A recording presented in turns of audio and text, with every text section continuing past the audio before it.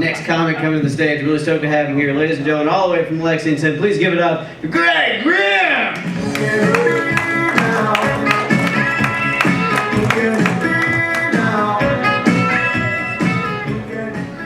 How's everybody doing? Having a good night? My brother just got back from Afghanistan. Can we give it up for the troops? Yeah.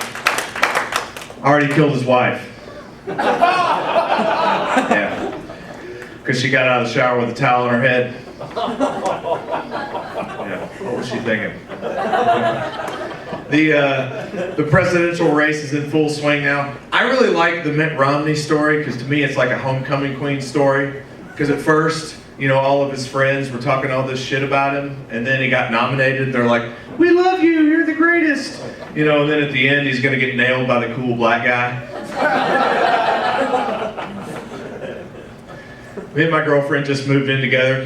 Can we give it up for that? Yeah. It's awesome.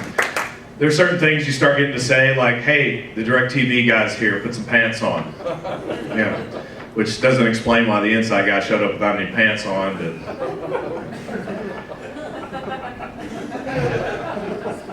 She said the other day, she's like, "Do you not ever think that people get tired of you trying to be funny all the time?" I was like, "I'm trying to get an erection right now." She's like, "Well, you should do a whole lot of jokes about having such a small wiener." I was like, "Do you mind? I'm kind of inside of you right now." Because normally, like, somebody heckles me and then I screw with them, like, that's not supposed to happen in reverse. Her eating disorder's been getting in the way of our relationship. I can't get her to swallow.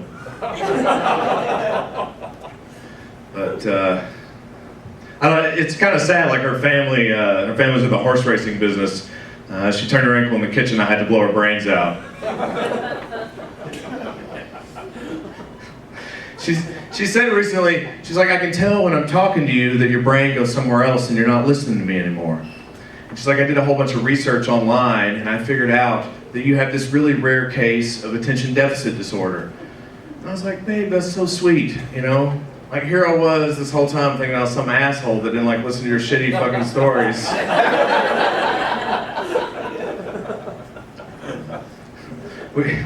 We definitely got our priorities mixed up here in this country. Can we all agree on that? Yeah. Like, I'm not talking about which priorities, I'm just saying.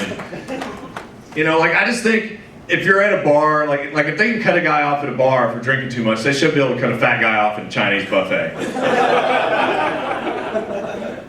Like, just like if they can add air to a bag of potato chips to make it look more full, they should, out of respect for the family, add just a little bit of kitty litter to a midget's urn to top the fella off.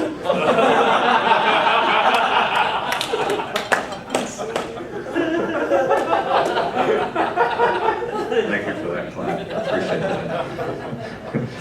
I'm glad I'm not the only sick bastard in this room. I mean, but you got to be careful, like what you're saying to certain people. Like, for example, I was having a conversation with this hooker on the corner. She wanted me to prove to her that I wasn't a cop, so I stabbed the bitch. Because I hate putting a whole lot of money and effort into getting into a woman's pants. It doesn't work out. Last time I buy a case of Girl Scout cookies. I don't know, I had a pretty good childhood growing up. My grandfather always wanted me to know that I wasn't alone with my bladder control issues. So he pissed on me. A lot.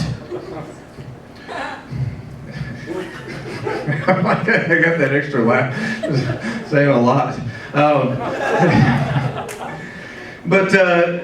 Yeah, and the thing is like my grandfather said he always wanted to have a relaxing death, so I strangled him with a hammock. And we used to sit back and make fun of our cousins. They were just getting to that age where they start getting facial hair, which was really weird for me because like I can still remember the first time I had hair on my upper lip. Yeah, my PE teacher was like, "No, really, don't tell anybody about this."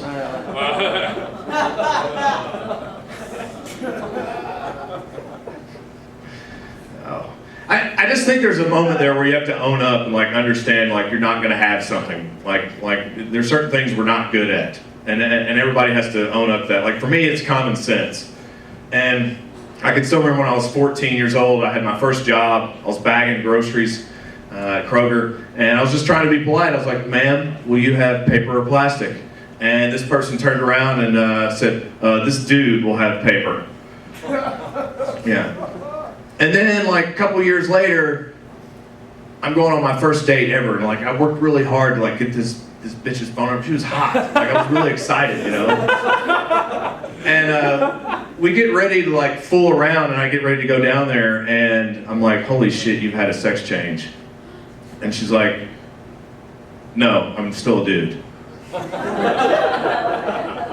And like I fast forward all the way back, or that's not fast forwarding, obviously. Go back. I remember when I was 3, and I'm sitting on, like I had a bad afternoon playing on this Saturday afternoon, and I'm sitting on the front porch of our house, and I'm crying, and I'm like rolled up into a ball, and my mother comes up and puts her arm around me, and I looked at my mom, and I was like, "Mom, is it possible that I'm just retarded, and that I'm so retarded that like I'm the only person in the world that doesn't know that I'm retarded?" And my mom was like, "Oh, sweetie, if you are, we don't know."